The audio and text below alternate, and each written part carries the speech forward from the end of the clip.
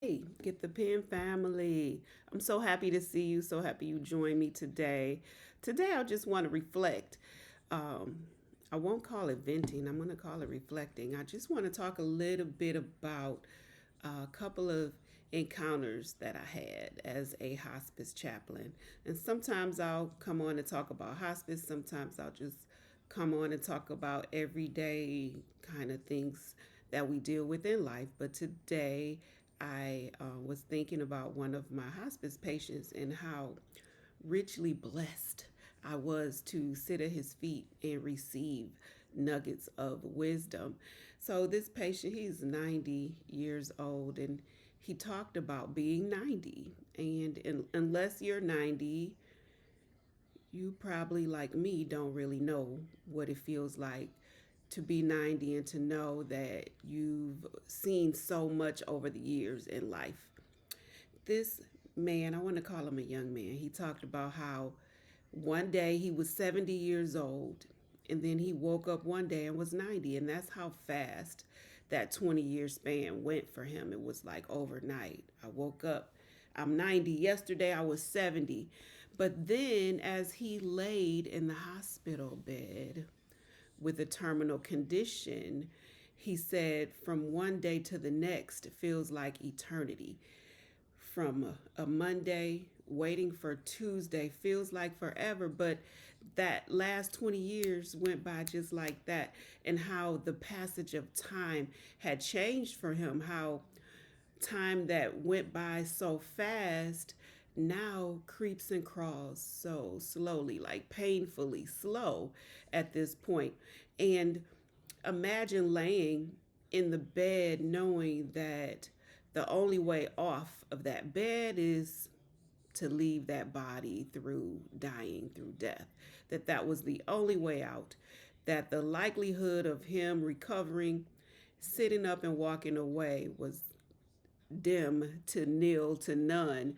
And he had accepted this and he was at peace with this. And in my documentation, when I was trying to describe him, his demeanor, the phrase I came up with was pleasantly sad. And it's an oxymoron, really, to be pleasantly sad, because sad is sad, pleasant is pleasant. How do the two go together?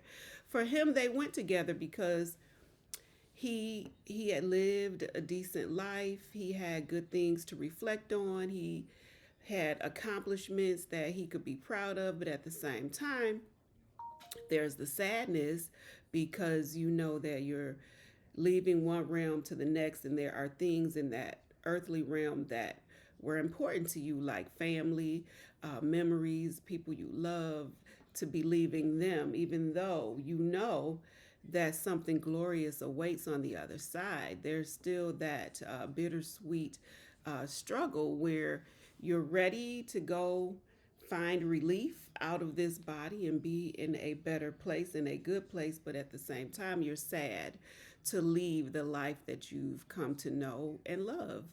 And with another patient that I had, now this woman had been such an inspiration to me over the years, and I loved her. And then at the end of her life, it was so heartbreaking to see her so heartbroken. She was extremely sad. Now, this once upbeat, bubbly person, always encouraging and inspiring people, was in a sunken place. And I had a hard time comforting her and consoling her, and rightfully so. She had a beautiful life, and it's almost harder. The more beautiful the life, the harder it is to leave and let go of it. That life, so beautiful. She was so loved and had so much to cherish that the idea of leaving it was just devastating to her. And she could not find peace in dying. It was very difficult because she was so loved. She was visited regularly. She was brought gifts and things like that, and cards and flowers, and she received all of that. And sometimes it can be difficult to leave what you love so much.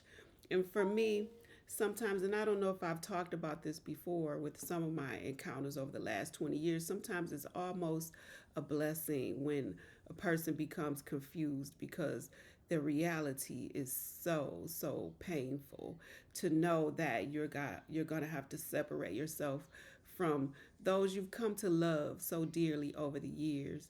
And so this is the kind of thing we face every day. And I don't know if you're facing it, if you have, or if you will. Most of us will and do with someone that we care deeply about, to watch them go through this process of preparing to exit this world. And sometimes it is peaceful, sometimes it is pleasant. We all hope for a good, happy death.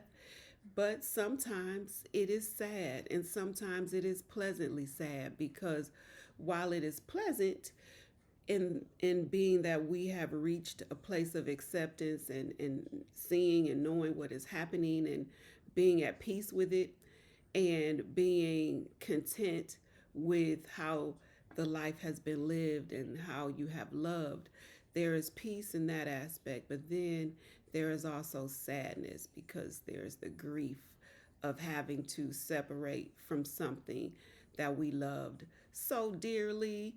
So, my thoughts and prayers are with you as we live this life. And as much as I like to post upbeat stuff that gets us excited and happy, as we should be, and you should be, but then there's the other side of the coin, where we also deal with grief every day. We deal with love and loss, and loss is a part of love. It's the yin and yang of life. This has been a Get the Pen moment. I hope I gave you something to think about. You can join me, meet me at getthepen.net, and always check my channel to see what's new. See you next time. This has been a Get the Pen moment.